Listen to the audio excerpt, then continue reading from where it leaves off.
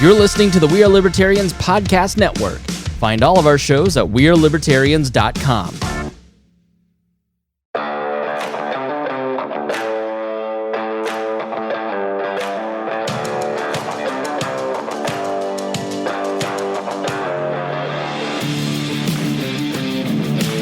Prepare yourself. You're on the run with Remso W. Martinez. All right, so if there's one thing that absolutely grinds my gears and sets a fire in my loins all at the same time, it's the current state of the comic book industry. Whether we're talking about the publishing cartel with Diamond Distributors, who completely upended traditional comic book retailers during the height of the pandemic, or the stupid SJW agenda that's going on at Marvel and even some other publishers. I won't say DC. DC has tried it a little bit, but at least when they did it, they didn't intentionally try and attack their readers. So just things that are going on within film and entertainment and video games as a whole. The comic book world itself is really the fountainhead for which everything we love in pop culture is coming from. Even non-superhero properties are just, people who do not think of themselves as comic book people, they probably have one show or movie or series of books that they absolutely love, and it all came from comics. But the history of comic books itself as a medium for art and free speech and expression and a way to go ahead and write phenomenal stories and sometimes absolutely mediocre stories, which we'll probably talk about, it's a very long and detailed history. And if you can tie it into, economics or philosophy somehow, I think you've done something great. And Rocky Fahrenberg from Think Liberty has done that. He wrote a 3-part series called, I gotta click out and find the title. What is it? I read all 3 of these, but I forgot what the actual title of it was supposed to be. Comic Economics, where he basically goes and looks at the market history, the history of the formation of the actual, brick and mortar comic book shop, as well as comics today. And this is kind of a dated series. It was written back in November of 2018, but it's relevant now because, 2018 was a few years ago, but it's still relevant because a lot of the same things that we're looking at in terms of where comic books and retailers go from here is really something that a lot of people are asking themselves, especially when a lot of the already endangered species of comic book stores started getting hit, and now we're talking about the age of digital comics and whether or not some publishers even want to continue to print actual paper comics. So what I thought would be fun is if we went ahead and looked at this series. I'll go ahead and read it for you, and what I'll do, if you want to go back and read it yourself and go ahead and look at some of the other sources and hyperlinks on here, I'm going to go ahead and link all 3 of the articles from this series in the show notes today, so you can go back and reference some of this yourself. But what I thought would be cool, I'll go ahead and read these to you, and I'll break for commentary, since obviously things will have changed between 2018 to now. So this will be kind of if you've read these before, because Think Liberty is a pretty cool site, maybe you just want some newer insight on this, and this might, jog some thoughts of your own. So, as always, if you hate me, if you love me, if you want to add anything to this conversation, follow me on all social media, Twitter, the Instagram, Facebook, at Hey Remso, and you can go ahead and find me on Parler. I'm primarily on Parler these days because the other platforms hate me, just at Remso, R-E-M-S-O. So everywhere else, Hey Remso, H-E-Y-R-E-M-S-O, on Parler, just at Remso. I'm easy to find. So let's get started. Part 1, Comic Economics, Market History. And I might also be jumping around sentences and stuff, so I definitely recommend that if this is something that you're interested in, go and actually read the stuff. It's pretty great. With the advent of so many comics, investment speculation, and now record-breaking movies, it is a wonder that the government hasn't tried to get its hands on the comic industry through regulation.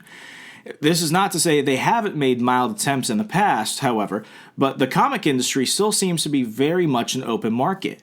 In this first part, we'll look at the regulation within the comic book industry. Part 1, The Big Burn. During the 1930s, comics saw an uprising of critics, just as any new trend, there was a coalition that formed against comic companies. Educators, civic groups, even the Catholic Church protested comics. If there's one thing that big religion and big government and big conservatives and big progressives love to do, it's kill fun. Isn't that right? I mean, come on. They still do that. But it's funny when you think about it, because you look at a lot of old school comics and you had like real generic juvenile stuff, and then you had the horror brand where it was actually about crime and monsters and women getting their heads cut off. So yeah, I mean, it kind of freaks people out. But I mean, it's funny how things have changed. Oh, how they have changed. However, it wasn't until 1948 that comics actually met their match. His name was Dr. Frederick Wertham. That sounds like a supervillain name. Just my note. A psychiatrist and author, Dr. Wertham drew the conclusion that comics created juvenile delinquency. This was based on the fact that most of the delinquent children he evaluated read comics. I think it's funny that he drew that conclusion from it, because if you think about one, back in those days, I mean, comics were a cheap medium. I mean, they were incredibly affordable. So, of course, people, who didn't have a lot of money to spend on movies or anything else, of course, kids who, had a little bit of walking around money after the Great Depression, of course, they're going to go for something. I mean, I bet all those kids like to chew gum, too. I don't think there's a tie between delinquency and gum chewing, but this guy found it. He began to speak out on the dangers of comics in interviews, symposiums, and even an article in Saturday Review of Literature, which excerpts would later be published in Reader's Digest. Because Wertham was considered to be credible, many communities became fearful and put pressure on bookshops to not sell comics. Some even passed laws. Towards the end of 1948, things escalated. I do want to note that one thing I know about Wertham is in his book, he basically accused... Well, actually, this is funny because he was actually right on one of them.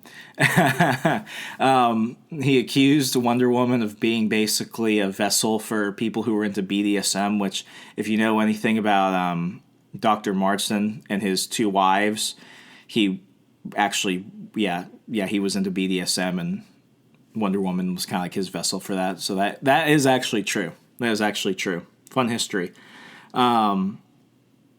It's kind of weird when they're right about one thing. But then he accused Batman and Robin of being a gay couple, which is absolutely ridiculous. But then again, it doesn't help that in some of the early Batman and Robin comics, you would see them doing things like, showering at the same time. Not in the same shower, but like showering at the same time, like they had conjoined bathrooms. It was just...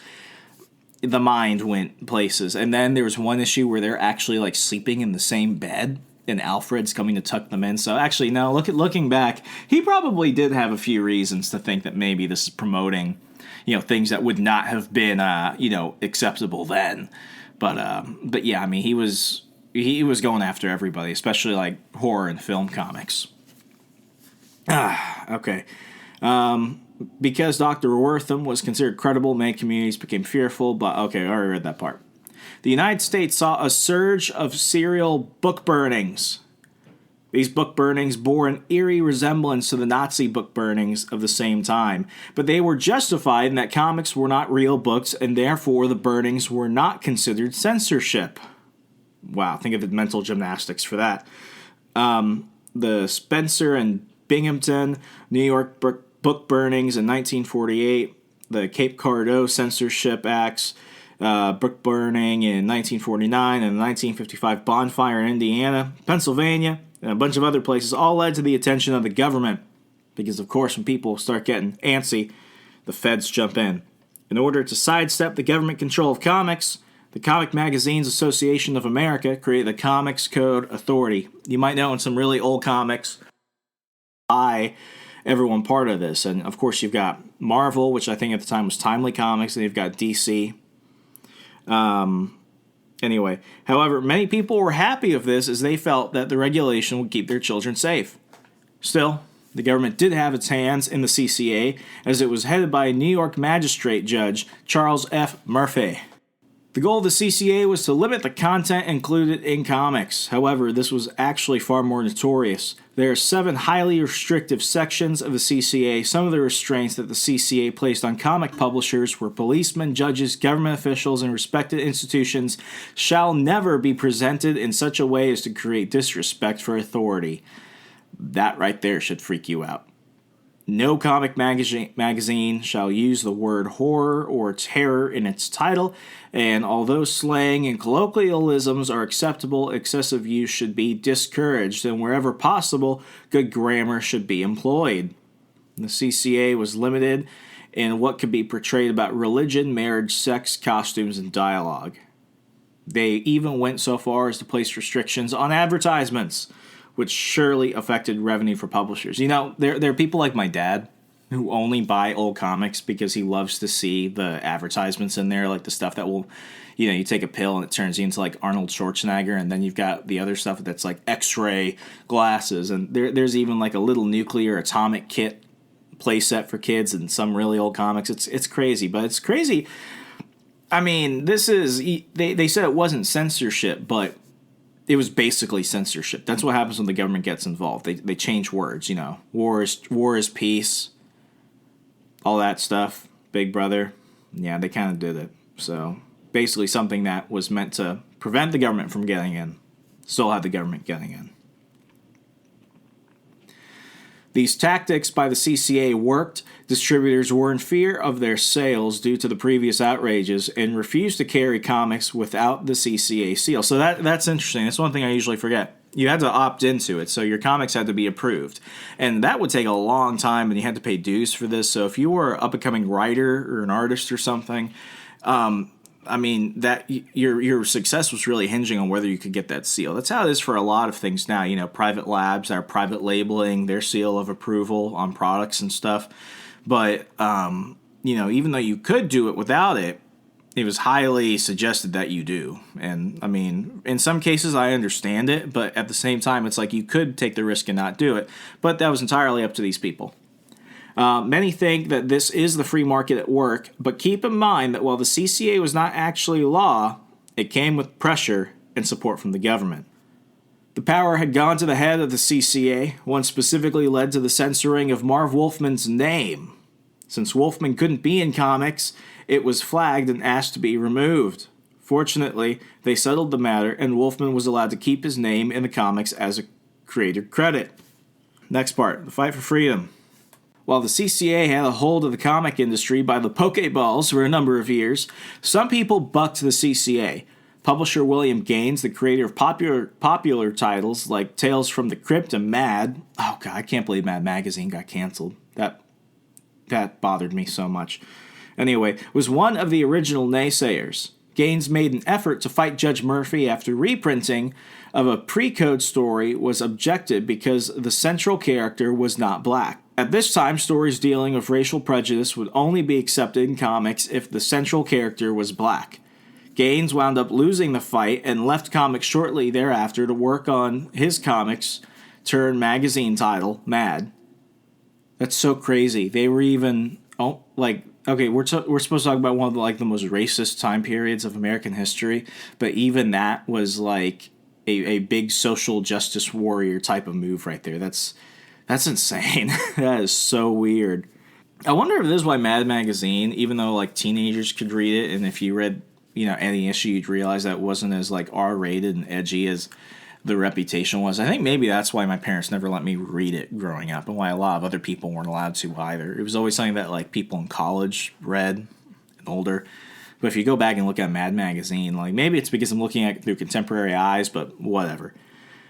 In the early 70s, Stan Lee, who was then the editor-in-chief at Marvel, was solicited by the United States Department of Health, Education, and Welfare to concoct a story about the dangers of substance abuse. Now, my personal issue here is that the government shouldn't be in the business of promoting propaganda through private companies. Still, the CCA gave pushback, but backed by the government, Stan Lee pushed through without the CCA stamp of approval and published the 3-issue Spider-Man run. Side note, this would actually go on to actually be one of the most important Spider-Man runs ever, but he gets to that later. However, these were not the first to push back against the CCA.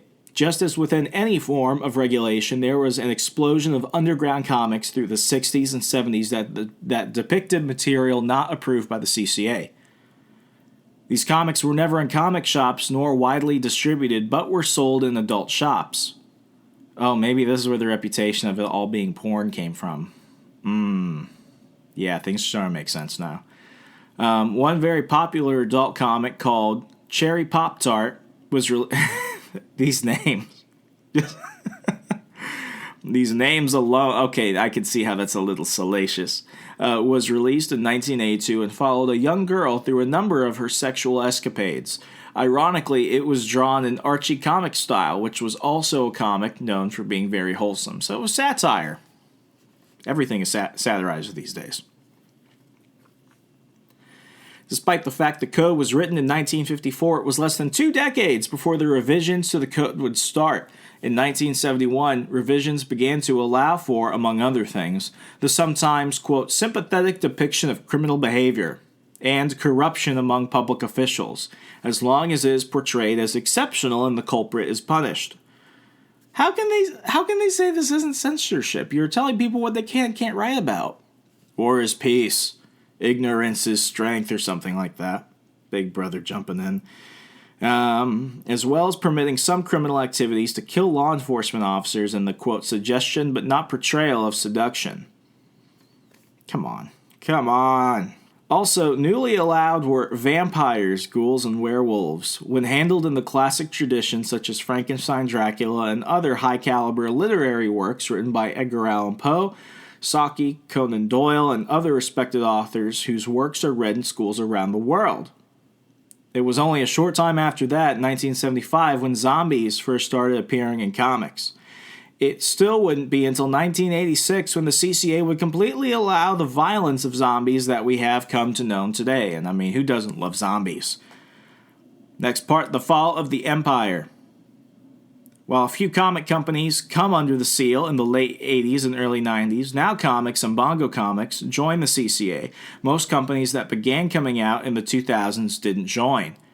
And this is where you find strength. You find other people that are tired of this BS, and then you just be awesome and do your thing. This led to the eventual disbanding of the seal on comics. Marvel and DC began releasing adult and mature content under sub-companies in order to maintain their status with the CCA. So you might be aware of things like Marvel Knights. These days, a really good example is DC Black Label, where you take characters like Superman, Wonder Woman, Batman, you put them in like R-rated situations. Awesome stuff, but that's what they had to do. So you would have like the main Daredevil comics, but then you have like Marvel Knights Daredevil. Or if they wanted to take an ongoing series and make it really jacked up, they would make it like Punisher Max.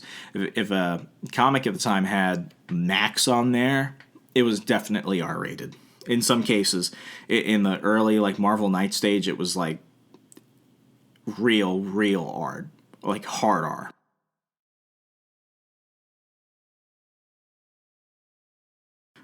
Anyway, going back, Marvel and DC began releasing adult and mature content under sub-companies in order to maintain their status with the CCA, but still be competitive with the new emerging market. Eventually, companies began to leave the CCA. Marvel in 2001, Bongo in 2010. What does Bongo publish? Oh, they publish The Simpsons stuff. Oh, some of The Simpsons comics were better than the show. But then again, the show's been crap for like 10 years now, so whatever. In DC, along with Archie in 2011, and all left CCA, which rendered the CCA obsolete. Marvel and DC went on to incorporate their own rating systems, which fans have come to trust. See, you don't need government. Let the market do what the market wants and let people self-regulate. There's nothing wrong with that. Archie Comics were not as concerned about the rating system as they, quote, aren't about to start stuffing bodies into refrigerators. That's where the term fridging women starts, and I think I know what they're talking about. There's a long tradition in comics where women are basically like murdered in order to justify the hero going off and do something. The Punisher is an example, but the refrigerator quote came from Kyle Rayner, Green Lantern. He was the third Green Lantern after Hal Jordan and John Stewart, I think around the time that Guy Gardner came in. So maybe he was the fourth. Anyway, that's neither here nor there. In order for Kyle Rayner to truly embrace his Green Lantern powers and his responsibility, his supervillain Major Force murdered his girlfriend and stuffed her body in a fridge. So that's where the term fridging women comes from. The more you know.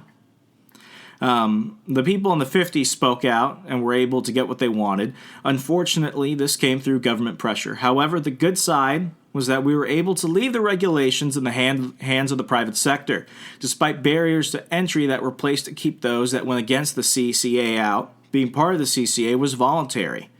See, when government does something like this and they say it's voluntary, it's basically like saying, if you don't do this, you're going to fail, and it's not our fault. It's that whole mental legalese mind game stuff. So even though it was voluntary, they were basically going to make sure you failed if you didn't willingly join. Throughout the next 5 decades, we saw the layers of regulation fall away, and eventually we were left with a comic book world that was trusted and can appeal to all kinds of people. This is what private regulation, voluntarism, and free markets can do.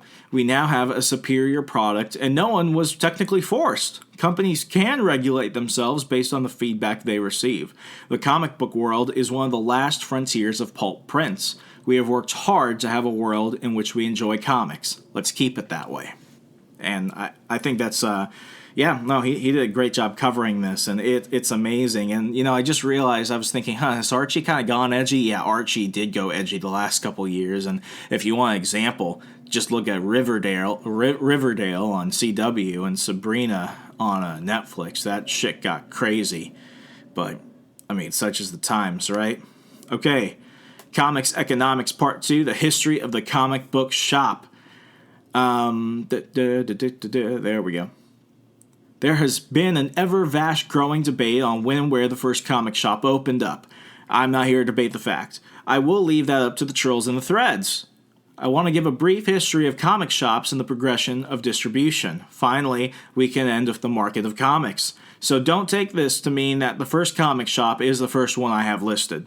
Comics have been an ongoing trend for some time. Some may even say they helped us win the war. Others write them off as nothing but childish fantasy novels. However, the one thing that we can all agree on is that comics have an incredible impact on American life. Part 1, the first comic store. I thought I'd have a more epic voice. I'll have to auto-tune that shit. Okay. The first comic book was famous. When I say book like that, it's because it's quotes, because, they were comic strips and they were looking at comic books. You get what I mean. Anyway, the first comic book... I don't know why I'm doing air quotes, really, you can't see it, was Famous Funnies and was printed in 1933. The first issue was a collective reprinting of comic strips from newspapers. So yeah, they weren't like original comic books in the way that they are today, but they were basically like graphic novels. So they take all the strips from like a year's worth of papers in the funny section, and they put them in a book so you could just buy them all without having to collect all the papers. Some may argue that The Adventures of Mr. Obadiah Oldbuck was the first printed comic book, but these were considered to be merely prototypes. The big turning point in the comic came in 1938, with the creation of Superman in Action Comics issue 1 was released. This ushered in the now coined term Golden Age of Comics. Action Comics number 1 is important in so many ways. This is the first Golden Age book, the first appearance of a superhero, and the first appearance of Superman. I do take a little issue with that because there were masked heroes who fought crime like the Spirit, but I guess I get what he means by superhero being Superman, because Superman was the first human being to display actual power. So yeah, that's probably what he means. This issue is considered to be the pinnacle of comics and one of the rarest. Those things sell for tens of millions of dollars. It's insane. Comics were originally sold in drugstores, newsstands, and even some bookstores. The first stores that could ever be considered comic shops were usually shops that sold a number of different items, like Pop Hillinger's store in Concordia, Kansas. Pop opened his shop in the late 1930s and basically sold back issues of comics. Pop also used to repair comics. Although these methods would be seen as primitive and blasphemous to collectors today, we can say that if Pop didn't have the first comic shop, then he was the first comic restoration shop. Shops began to sprout up all over the place. Robert Bell's Victory Thrift Shop in Queens, New York, and Cherokee Bookshop in Hollywood, California in 1960. Seven Sons Comic Shop in San Jose, California, and Gary Arlington San Francisco Comic Book Company, San Francisco, California in 1968. All of which actually beat Sidebottom in opening up their doors to sell comics, despite the fact many believe that Sidebottom was the first comic shop. The comic shop became a haven for fans. The shop itself formed a community in which like-minded people had a place to come together and discuss all things geeky. Thank you, people. Really, think about it. The last segment was all about censorship. Now it's about people using the market, using capitalism, using their own wits about them to give people what they want. Stores dedicated to the things they love. The comic shop became a haven for fans. The shop itself formed a community in which like-minded people had a place to come together and discuss all things geeky. The newsstands used to purchase comics in large quantities because whatever was not sold could be returned for the newsstand's money back. Companies did it this way as a way to incentivize newsstands to carry their products. However, these companies would sell comics, then have a buyback program where they would buy them at a fraction of the price and finally return them for a full refund. This led to newsstands almost doubling the money and comic supplies losing a vast amount of profit. Fixing the problem. Direct marketing was created in the 1970s. There was one distributor for the comic companies, Diamond Comic Distributors, and these people are freaking evil. I hate them. No, they're an absolute monopoly. Absolutely evil. Anyway, continuing. This was the company who would not distribute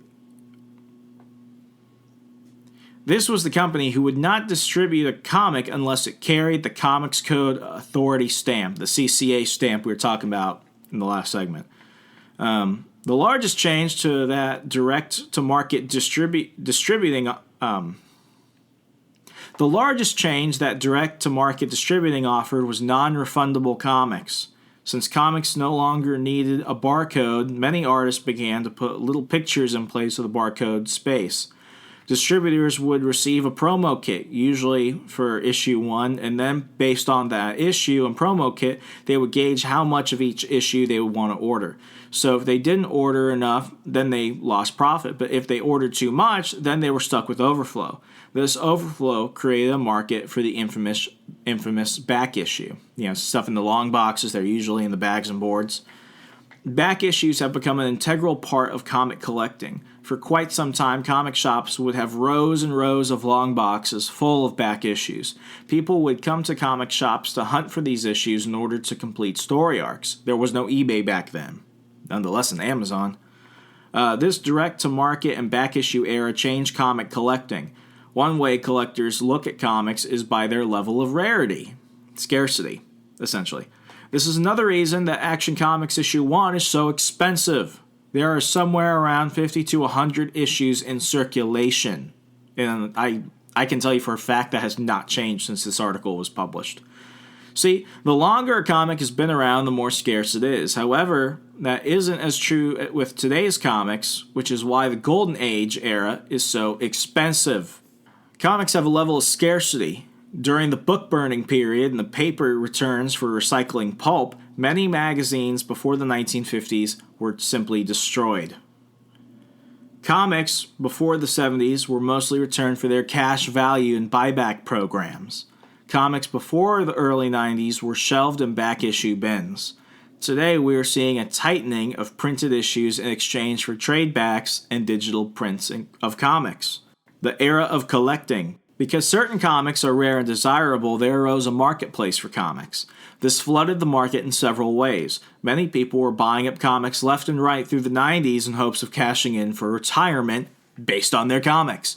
We will get to the speculative market in a moment. First, I want to talk about another area of the comic book industry that came out of the Comic Crazy certified grading system. The CGC, the Certified Grading Company, was founded in 2000 and has become the premier comic, trading card, coin, etc. grading company in the world. For a fee, you can send your comic into CGC and have them examine the comic and give it a grade between 1 and 10, with 10 being gem. From there, they encapsulate it with a tag of the notes and grade. This is what it does and basically gives the person the ability to price the item accordingly. Now, the reason there was a demand for this grading company is because of the speculative market that arose in the 1990s. People began to see comics from the 60s and 70s were selling for hundreds and thousands of dollars. Speculators thought this was a great investment. Kind of like Bitcoin. Haha, I know I made some people mad with that. Whatever. Speculators thought this would make a great investment. They would buy any issue they thought was going to be worth something down the road. Mainly, they collected first editions and variant covers. There was a huge market for foil and hologram covers. Comic companies were more than happy to crank out second printings and variant covers to generate more revenue. And I'm pretty sure that in brick-and-mortar comic shops today, you'll see even really shitty comic book titles perform because they come out with a ton of variants, and then people want to buy those variants. And like it was fun at the beginning, and I still buy variant covers now, primarily if, like, let's say the main cover I want isn't available, but it's gotten ridiculous. But that's a story for another time. The comic bubble of the 90s. This created a very large bubble in the comic book world, and all those comics that speculators were banking on became worthless. There were too many printed. Who wants the death of Superman when everyone who wants one has at least one of them? The subjective value of comics causes the objective value to decrease, basic economics. In the late 90s, comic companies, especially Marvel, the bane of the comic book world right now, despite what you fanboys might say, and I bet you only love the movies because Marvel Comics right now sucks, were going broke because of the recoil in the market and the inability to adjust to the bubble that popped. Marvel and DC began to sell off their movie rights for characters and groups. That's why, for years, all of Marvel's heroes belonged to different companies, like Spider-Man belonged to Sony and X-Men belonged to Fox. And, I mean, that's led to a mess of things. But now Disney owns everything because Disney is God. This is how we came to the movies we have today, starting with X-Men in the year 2000. Comics are not above the laws of supply and demand. I'm going to read that again because that is so freaking important. Comics are not above the laws of supply and demand. These old issues are still valuable, and a lot of 90s comics just aren't. Economic principles with human behavior and not money in and of itself. Economics is about players in the market. That is why so many people who subscribe to both the Chicago and Austrian schools of thought understand the market so well. We look at the market in a different light. This is a living, breathing organism and not an object that we can simply manipulate. Think of all the central planners. Things usually go wrong. It's all their fault. That's what the speculators tried to do, and they failed. The comic companies have recovered based on free market tactics and not government bailouts. I think that a number of companies can learn from the moves made in the comic book industry. And now we're on to part 3. Comic Economics, Part 3, Comics Today. Once again, Rocky Pfannenberg is a pro at this. Me and him can geek out about comics all day. Go definitely hit him up if you've got questions about any of this. Remember, everything I'm reading is in the show notes today. Go ahead and read these. Check out the hyperlinks and stuff. We're on the last part now. Comics Today. There's been a lot of uproar about comics over the last 2 decades. Fans have been on a wild ride, and trust me, I was like, I don't think I hit puberty when Iron Man came out, and now I'm sitting in the theaters watching Infinity War with a whole bunch of scruff and a deeper voice crying my heart out. I mean, Endgame broke me. It broke me. Anyway, fans have been on a wild ride, especially if you've been riding since the 70s or 80s. No matter how long you've been on the train, speculation has been a part of this world. Let's take a look at speculation today. Part 1, the recovery. Ever since Marvel began to sell off their movie rights, we have seen Marvel Comics and the comic industry return with a vengeance, a beautiful, beautiful vengeance, which has also given us things like Snowflake and Safe Space and Be Negative and all those other losers from the New Warriors by Marvel. I'm going to bitch about that in a separate episode. Sometimes good things come at a cost. The cost was quality. Marvel hates you. Marvel is evil. I'm going on a tangent, sorry. Ever since Marvel began to sell off their movie rights, we have seen Marvel Comics and the comic industry return with a vengeance, blah, blah, blah. Part of this has to do with the Disney-Marvel merger. Disney, in conjunction with Marvel, has created the largest interconnected cinematic universe, the MCU. If you're alive, you've seen a Marvel movie, and you probably love and hate a couple at least, but you can thank the MCU, really, to Disney. Other nerds will note such movies as Star Trek, Star Wars, and even Jay and Silent Bob, but these pale in comparison to the leaps that Disney has made in Marvel Studios. Disney is continuing to grow their recent purchase of Fox, which is just crazy when you think about it, which includes a wide variety of charters like the Fantastic Four and X-Men. Side note, Marvel actually canceled the Fantastic Four for like 3 years when the Josh Trank Fantastic Four film that nobody went to see was going to come out because they didn't want to make them any money off of merchandising or be associated with this film. So basically, in order to punish these other companies, Marvel was basically willing to make the fans suffer by canceling the comics they love. I mean, they did that with Wolverine. They completely screwed up the X-Men until they won Fox over. And I mean, it's business strong-arming.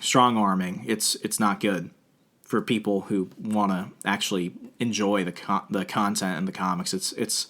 I don't like it. I think it's unethical. I think it's bad. You could disagree with me, but whatever. This success over the last decade has seen a growing demand for comics again. I don't agree with that part because what we saw was that when, especially with Kevin Feige, now he's the creative head of Marvel, including the comics publishing arm of things.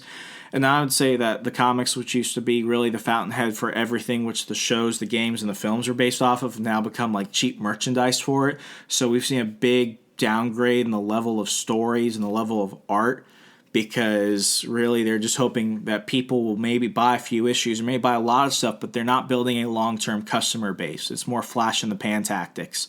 The movies got cooler, but the comics got worse because of that. And I'm just talking Marvel. The comics got so much worse. With characters becoming re-envisioned and the characters on screen actually affecting how writers craft modern-day stories, we are seeing some big changes, and we are seeing the growth of comics again. I'm going to have to talk to Rocky about that. I wonder if his opinion has changed since when this came out in 2018.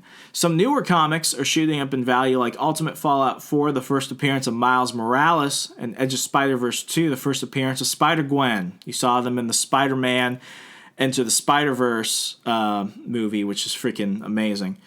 However, this market is very different from the comic collectors had in the 80s and 90s. Many comic connoisseurs are moving into the digital age. The on-demand age of comics.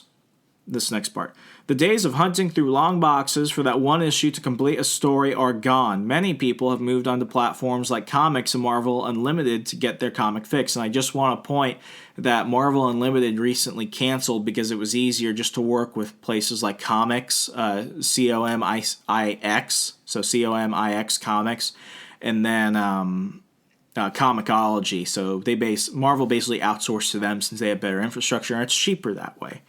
I actually think that was a pretty good business decision because instead of having a whole ton of apps, it's just like, hey, we'll just publish there and it works out. So I think it was fine. Some people were complaining about it, but like if you had a bunch of comics on Marvel Unlimited, you can still access it. It's not like they went away or anything. And I think they're going to do it so you can transfer it over, so you can consolidate it into comics or Comixology. But I mean that stuff is still changing. They're like a Netflix-like subscription service which allows subscribers to access a library of comics to read digitally. I will do a correction. Yeah, there are some like that, but now it's turning more into you could do that or you can actually own the comics, which means you're probably going to pay like $1 below the physical print retail. So that's just one thing to note. With this new move and the undeniable black cloud of the 90s bubble, mass production, and the dreaded foil, hologram, and variant covers, we could see an even greater declining market for these modern-age books. And I don't think it has to do with that. I think it's because you're charging for like a 16-page comic like $5. That's why Marvel hates you. They're making you pay more for incredibly inferior comics. I mean, I remember when I was in high school, DC had the whole thing where they were like, we draw the line at $2.99. Yeah, $2.99 was what it was basically for a while. Now it's like $3, $4, $5, $6. It's getting ridiculous. Next part, speculation today. Now, I know this is merely a speculation, so this is the author's speculation. And we have seen how that turns out, but with the decline in value, then it could be assumed that many of these comics will eventually be thrown out. So, as we have seen, and as we know, supply and demand have an inverse relationship. So, as these issues get destroyed and the market begins to take notice of the price, it'll inevitably rise. See, gold and silver age books are valuable not simply because they are old, but because they are rare. Scarcity. Scarcity. Think of that. Now, you can go on eBay and find a whole bunch of Avengers number 8s, the first appearance of Kang, and think, well, it's not that rare. But look at how many copies of X-Men issue 1 from 1991, the Guinness Book World Record holder for best-selling comic, did. The price difference may be affected by how old they are, but also comics that were as old as the X-Men comics were now selling for drastically higher prices. Coupled with inflation, it would be better to purchase that comic today than if it had been in the 90s. And what he didn't explain it, but there's a hyperlink in there. That X-Men issue 1 from 1991 had like 20 variant covers. I think they published like 8 million copies of that. Then they had a second printing. So you had people that were buying them like fist over fist. They had like boxes and warehouse full of it. And now you can find it in a back issue section of a comic book store for like $1. And you could probably haggle for like 50 cents if you really wanted to. I mean, they're just everywhere. Everywhere. That's what happens when you inflate it. If only we could learn that when it comes to our money. Anyway, basic market. The basic market today is certainly gearing toward collecting key issues. These are first appearances, story arcs, or any other key issue, like first appearances of characters or deaths of characters, or when Spider-Man changes his costume the 20th time.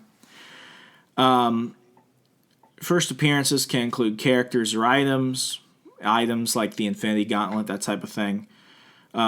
Story arcs have been increasing because of the adaptions, along with the speculation of which story will be adapted next. Like, the Civil War comic was a big, important series, one of the last great events that Marvel did, and it was the basis for Captain America Civil War. So obviously for a lot of people that were just getting into the stuff because of the films, they know that Captain America Civil War is coming up, so they want to get understanding how it was in the comics, and then they'll go buy the back issues or the hardcovers of that, yada yada.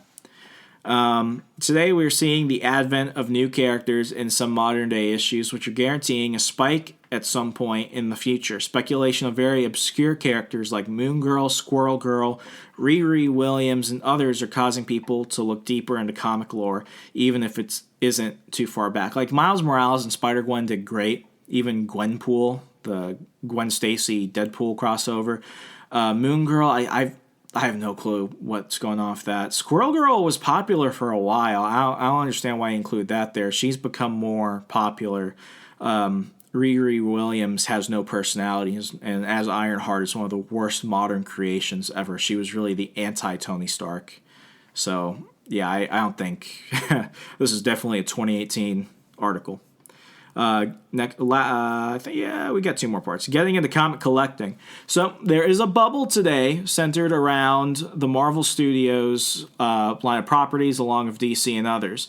The new comic market isn't a bad place to look. However, there are warning signs. For example, when Marvel was launching the movie Captain America Civil War, they concurrently released their crossover event, Civil War II.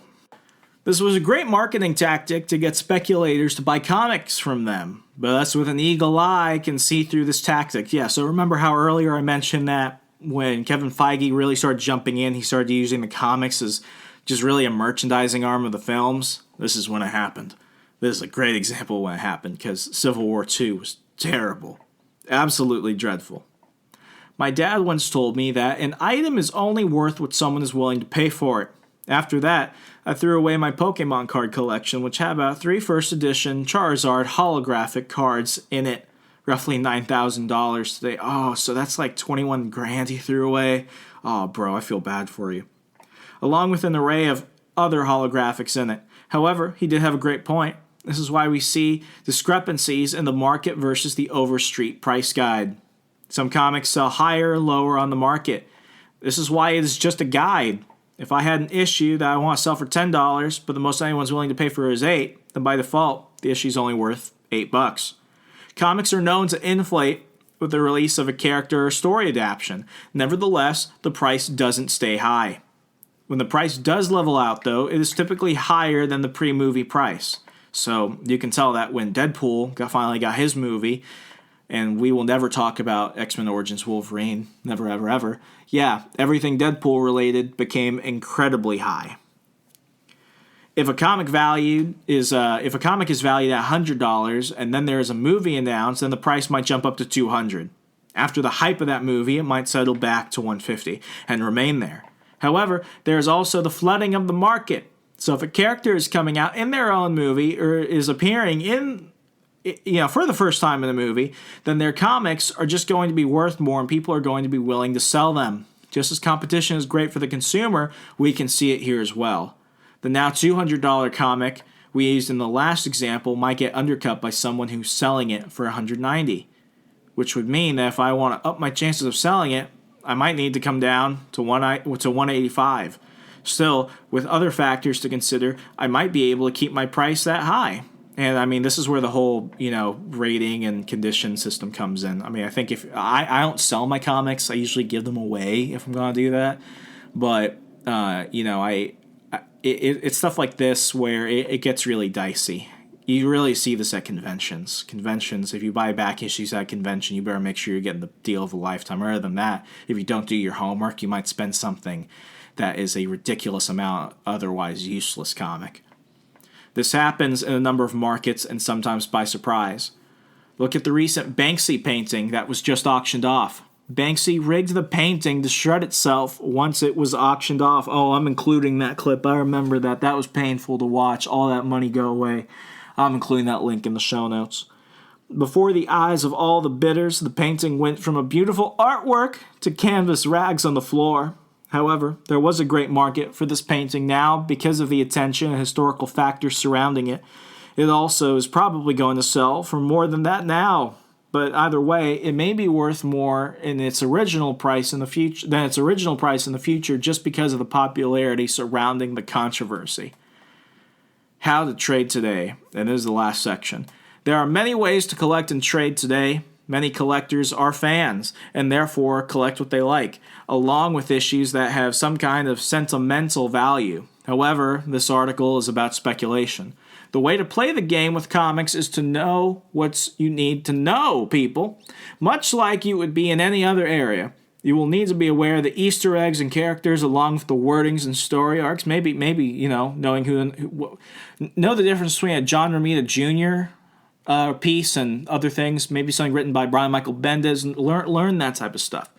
Plus, you'll need to be in the know of what the studios own the rights to and what characters they own the rights to and how they can incorporate them. I brought up what Marvel did to the X-Men and Fantastic Four series. Absolutely dreadful. Marvel is evil. Also, it would be in your best interest to be up to date with new characters that are coming out in modern comics, along with staying up to date on toy releases. There are times when some things may be revealed through toys before they are released through upcoming films. And let me tell you, if you want the ultimate spoiler, whenever a superhero movie comes out, you can tell what the whole story is going to be and how it will end based off Lego. Trust me, go look at the Lego playsets for the Avengers, and they always tell you what's going to happen. The idea here is to be able to grab a comic well before the movie is announced. I grabbed a Ms. Marvel 1 graded at 8.5 for $70. Now the same comic is selling for $300. I don't plan on selling it, but that is an example. See that comic that will probably come to rest at about $200 after all the Ms. Marvel dust settles. I'm pretty sure that Ms. Marvel is less popular now than ever before because Marvel once again destroyed everything about her. The comic game is similar to trading stocks. Buy low, sell high. Know when to get in and know when to get out. Some people know what they're doing and some don't. What you don't want to do is grab every comic you can or grab propaganda like Death of Superman or Civil War II. How dare you, Rocky, if you're listening to this, how dare you put the Death of Superman in the same category as Civil War II? The Death of Superman and the Return and the Rise of the Supermen and the Return of Superman are one of the best storylines in comic book history, and to put it in Civil War II, which is trash, that just completely upended great characters and propped up feminist, evil Marvel woman, Captain Marvel, whatever the hell her name is, that grinds my gears, Rocky. Or anything that has a foil cover to sit for 30 or 40 years. I buy foil covers, man. I buy them. I like them. If you like them, you like them. I feel like you're too hard on that. I like variants. I like some variants, but, I guess, you're talking to newbies, so okay, Rocky, I'll leave it alone. This is not going to play in your favor. However, there is a possibility with moving toward digital comics that in the future the craze of the 90s may come back as a payoff, and let's leave that to speculation. So these were the 3 parts of the Comic Economics series by Rocky Fahrenberg at Think Liberty. Everything is in the show notes. My final conclusion, listen, comics are great. I collect them. If you're into the whole buying and selling thing, know what you're getting into. But I will say is this, I am often really hard on Marvel because what Marvel did was they began to really destroy a lot of their characters, the things that made them who they were, and they became merchandising opportunities for the films. And I still go see the Marvel films. I like them. But the problem with Marvel is that they really don't like the readers that have kept them in business for so many years through bankruptcies and rebranding and every bad thing in between, and they stuck by them because they love the characters and they want to support the community. And Marvel has instead tried to find this androgynous, woke, liberal crowd of people who won't spend money on the comics because maybe they might buy, clothes and other merchandise, but it's just not it anymore. It's not about the stories. It's not about the fans, and that's why I absolutely cannot stand Marvel right now. But, love talking comics. Talk to me anytime about it. We'll do more stuff about this. We got to get Rocky on. I spoke to him the other day. I'm like, Rocky, you're my comic guy now. We're going to have you come on and talk about it. So, see this episode as a primer for future things to come, and I'll talk to you later. Take care.